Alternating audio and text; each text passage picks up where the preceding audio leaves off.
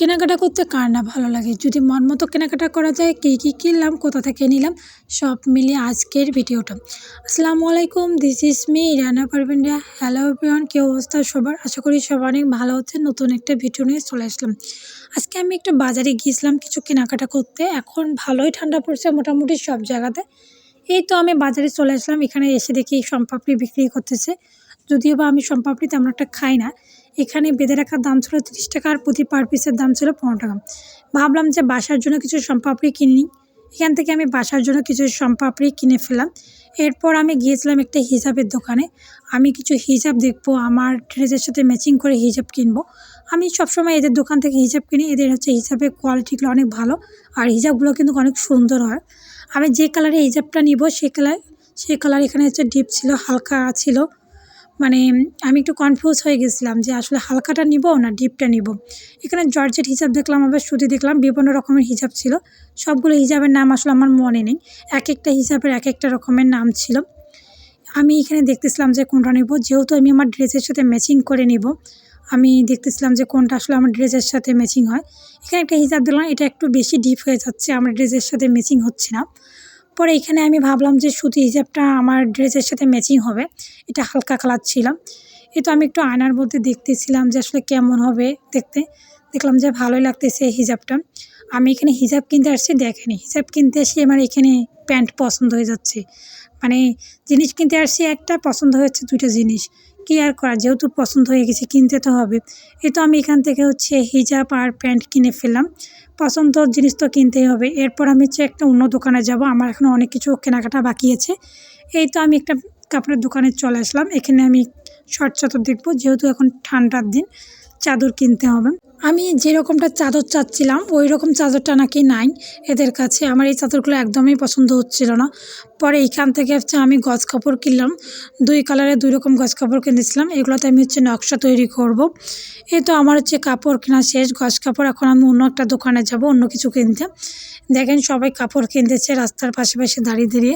আর ঠান্ডার দিনের কিন্তু বোঝা যায় না যে কখন দুপুরবেলা আর কখন বিকেলবেলা সকালবেলা।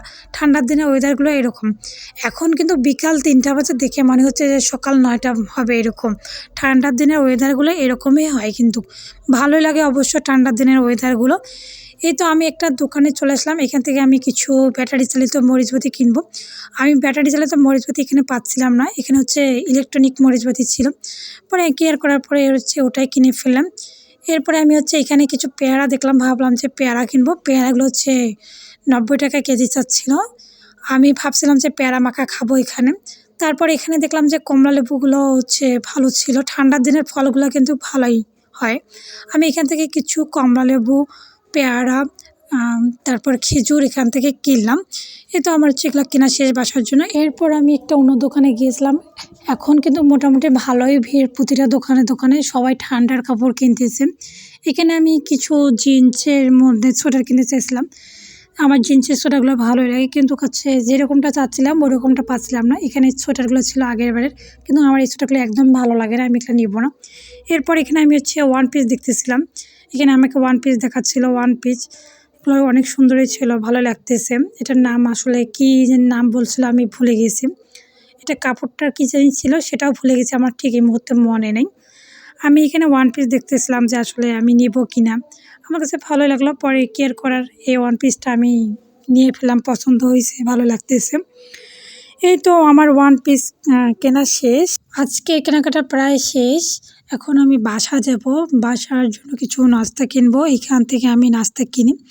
তো এখানে আমি দেখতেছিলাম যে কোনগুলো বিস্কিট খেলে ভালো হবে। এইখান থেকে আমি কিছু বিস্কিট খেলাম বাসার জন্য।